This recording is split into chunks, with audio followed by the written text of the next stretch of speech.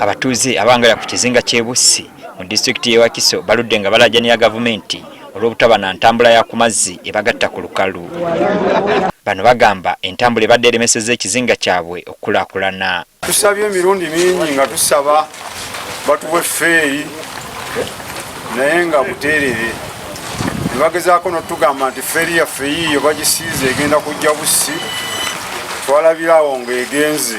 Tufiiriddwa nnyo abakyala kuzaala, tetulina malwaliro manene gayinza kulongoosa, gayinza kutaasa bulamu bwa naddala abakyala ne mu baana abato. Mu kiseera kino bandifuna akasigo ku matama oluvannyuma lw'okukitegeera nti bagenda kufuna ekidyeri ekigenda okugatta ekizinga kino ku lukalu.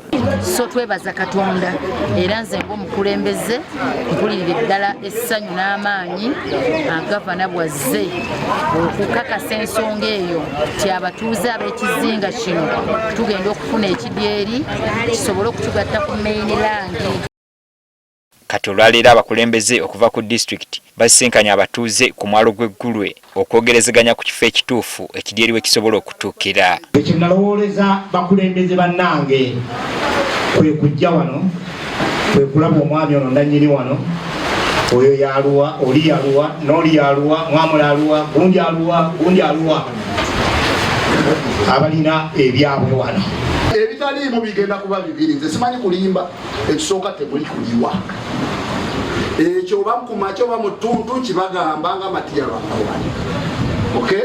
Ate si kibagamba nga munnabyabufuzi, kibagamba ng'omukulembeze. Kubanga kati ebyobufuzi ebyajja abantu baagala nnyo okubalimbirira n'okubasiimiikiriza. Ekyo si kyekyandeese.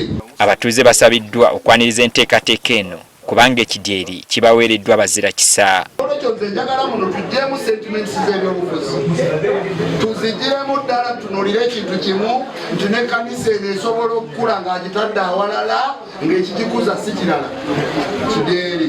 Gye biggweeredde nga bateereddwawo akakiiko kayambeko mu kulondoola enteekateeka eno.